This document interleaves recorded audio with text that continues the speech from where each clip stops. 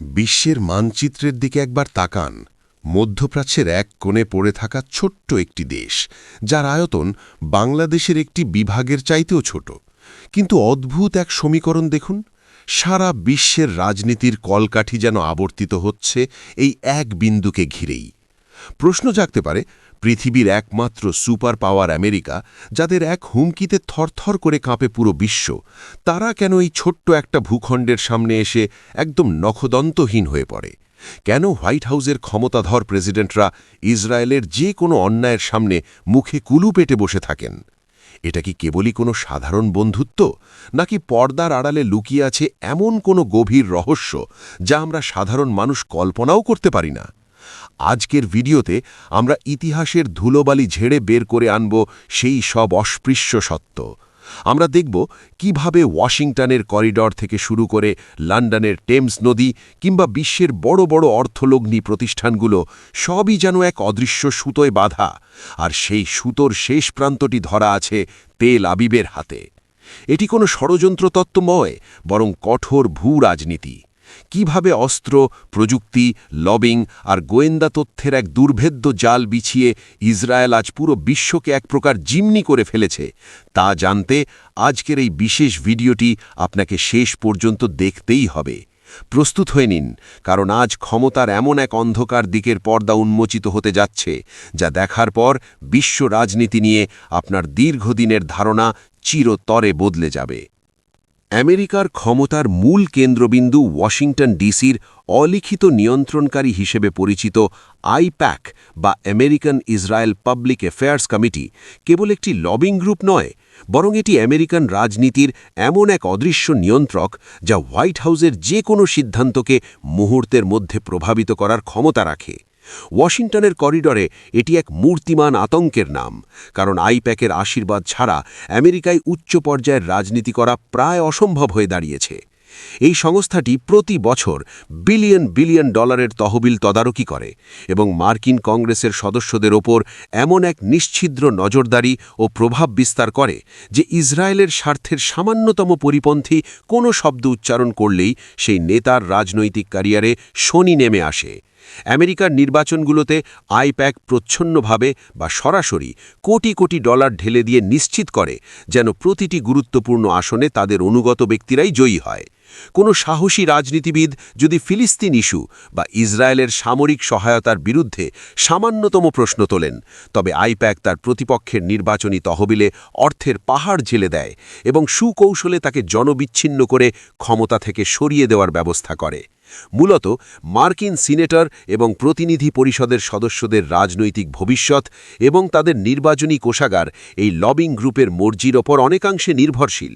ফলে ডেমোক্র্যাট হোক বা রিপাবলিকান, মার্কিন যুক্তরাষ্ট্রের যে কোনো রাজনৈতিক দল বা প্রেসিডেন্ট চাইলেও ইসরায়েলের বিরুদ্ধে কোনো কঠোর পদক্ষেপ নিতে পারেন না, কারণ তারা জানেন যে ইসরায়েলের বিরোধিতা করার অর্থ হল ওয়াশিংটনের ক্ষমতাধর লবিং সাম্রাজ্যের বিরুদ্ধে যুদ্ধ ঘোষণা করা, যা শেষ পর্যন্ত তাদের নিজেদের রাজনৈতিক পতনই ডেকে আনবে।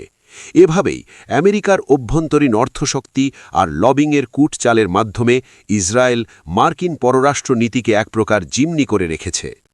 মধ্যপ্রাচ্যের উত্তাল ভূ রাজনীতিতে ইসরায়েল কেবল একটি রাষ্ট্র নয়, বরং একে দেখা হয় মার্কিন যুক্তরাষ্ট্রের এক অবিনাশী এবং ডুবন্তহীন যুদ্ধজাহাজ বা আনসিঙ্কেবল এয়ারক্রাফট ক্যারিয়ার।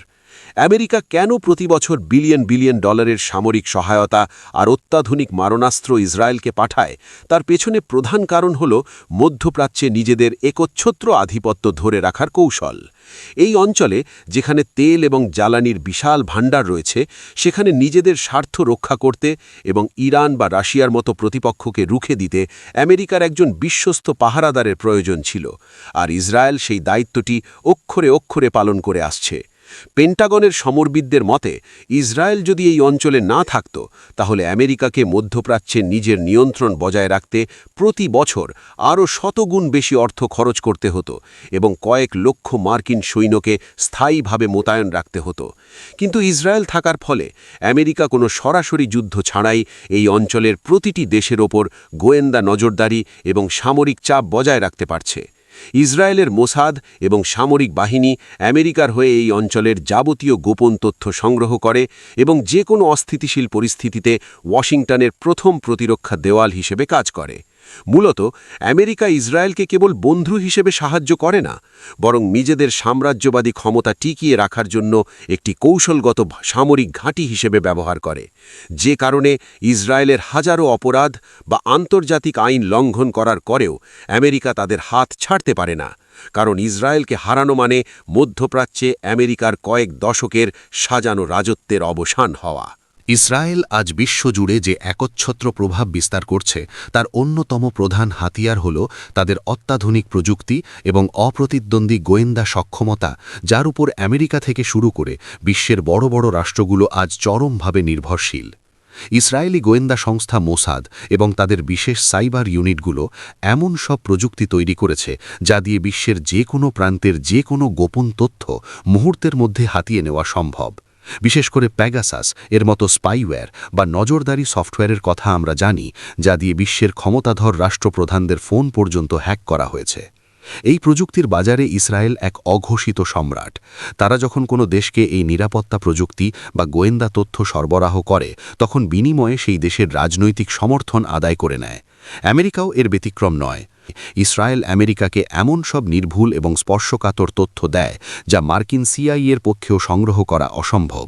ফলে ওয়াশিংটন যখন কোনো বড় সিদ্ধান্ত নিতে যায়, তখন তাদের মাথায় রাখতে হয় যে ইসরায়েলের সাথে সম্পর্ক খারাপ করলে এই গুরুত্বপূর্ণ গোয়েন্দা তথ্যের উৎস বন্ধ হয়ে যাবে, যা তাদের জাতীয় নিরাপত্তাকে হুমকির মুখে ফেলবে।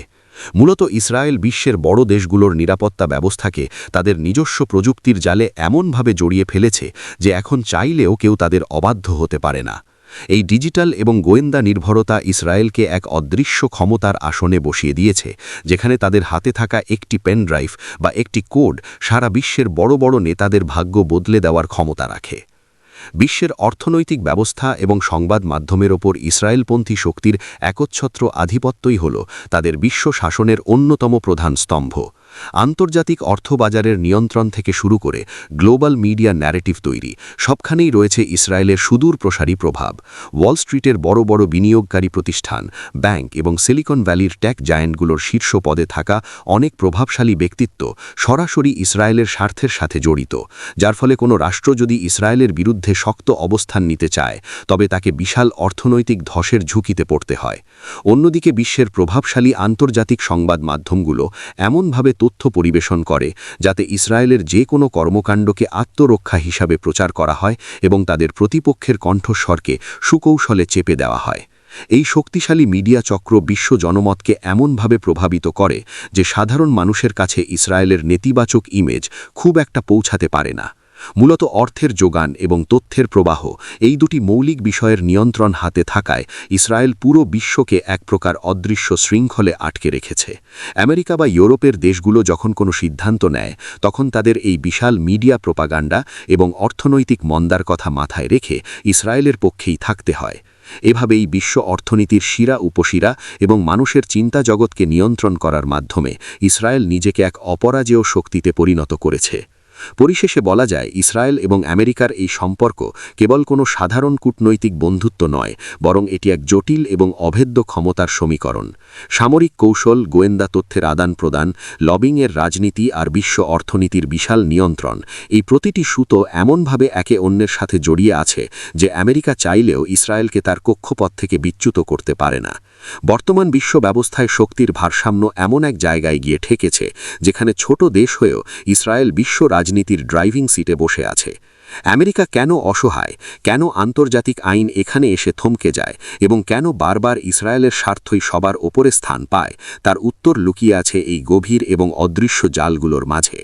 হয়তো আগামী দিনে বিশ্ব রাজনীতির মেরুকরণ বদলে যাবে, কিন্তু বর্তমান প্রেক্ষাপটে এটি পরিষ্কার যে ইসরায়েল কেবল একটি রাষ্ট্র নয়, বরং এটি বিশ্ব নিয়ন্ত্রণের এক আধুনিক এবং শক্তিশালী মহাকাব্য। সত্যটা অনেক সময় তেতো হয়, তবে ইতিহাসের এই বাঁকে দাঁড়িয়ে এটিই বাস্তব। আপনার কি মনে হয়, ইসরায়েলের এই আধিপত্য কি চিরকাল বজায় থাকবে, নাকি সময়ের আবর্তে এই সমীকরণ বদলে যাবে? আপনার মূল্যবান মতামত আমাদের কমেন্টে জানান। আজকের মতো এখানেই বিদায় নিচ্ছি। Stay well and stay happy. Subscribe.